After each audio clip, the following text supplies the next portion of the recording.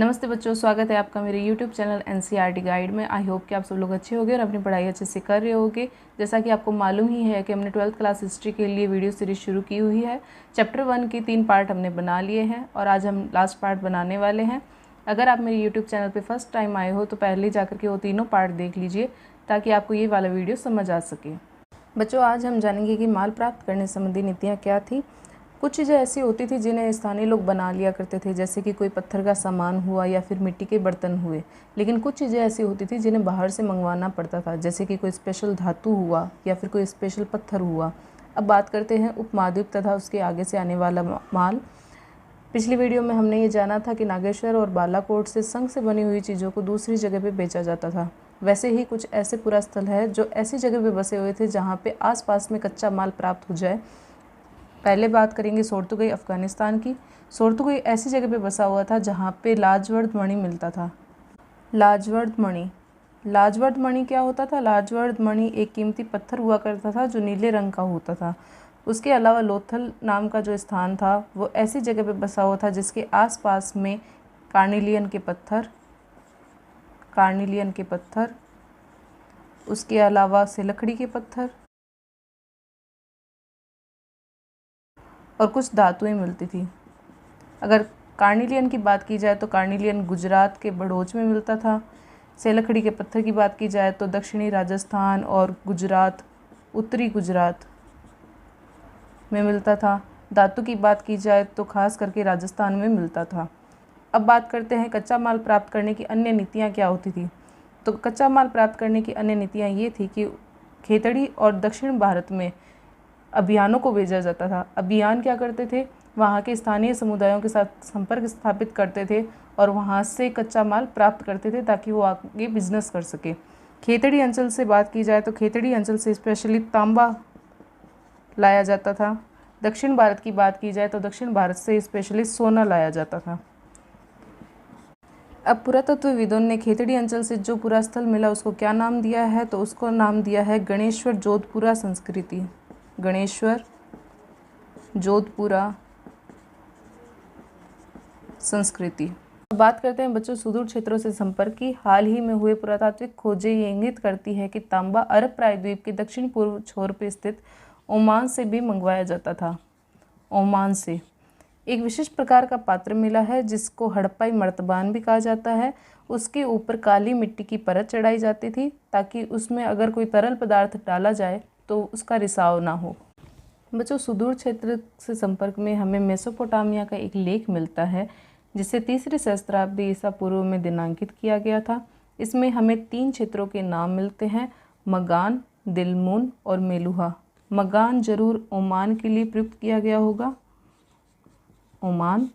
Dilmun जरूर Bahrain द्वीप के लिए प्रयुक्त किया गया होगा और तीसरा मेलुहा, ये जरूर हड़प्पाई क्षेत्र के लिए प्रयुक्त किया गया होगा। इस लेख के अनुसार इन तीनों क्षेत्र के बीच में संपर्क स्थापित था। मेलुहा के विषय में एक मिथक बताता है कि तुम्हारा पक्षी हाजा पक्षी हो, उसकी आवाज़ राजप्रसाद में सुनाई दे। अब पुरातत्वविद जो है वो ये मानते हैं कि हाजा पक्षी मोर को कहा गया होगा। लेख में मेलुहा को नाविकों का देश बताया गया है, नाविकों का देश। बच्चों, बात की जाए प्रासाद तथा शासक की तो पुरातात्विक विवरण जो हमें मिलते हैं उससे प्रासाद तथा शासक के बारे में पूर्ण रूप से उत्तर नहीं मिल पाता है। लेकिन पुरातात्विकविदों ने मोहनजोदड़ो में एक विशाल भवन मिला था जिसे प्रासाद की संज्ञा दी है। लेकिन बात की जाए तो भव्य सामान की, तो भव्य सामान हमें यहाँ पे देखने को कोई भी मिलता नहीं है। एक पत्थर की मूर्ति मिली है जिसे पुरातात्विकविदों ने पुरोहित या राजा की संज्ञा दी है, पुरोहित या राजा की संज्ञा। शासक वर्ग के बारे में पुरातात्विकविदों में मतभेद है जिनमें 3 मत सामने आते हैं। एक मत ये कहता है कि कोई भी राजा नहीं होता था, सबकी सामाजिक स्थिति समान होती थी।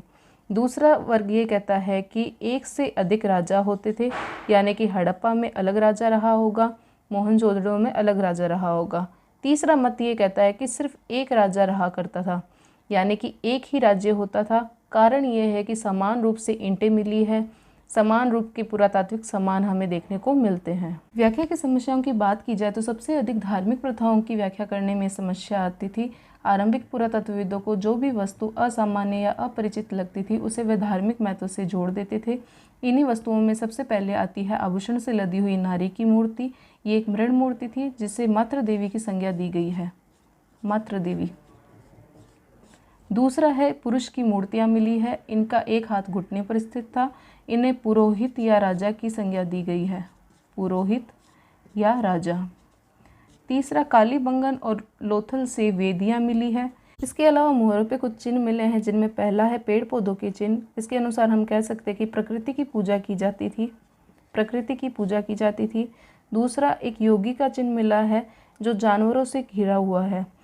इसके अनुसार हम ये कह सकते हैं कि ये आद्य शिव का चिन्ह है, आद्य शिव, या ये भी कह सकते हैं कि ये पशुपतिनाथ का चिन्ह है, पशुपतिनाथ।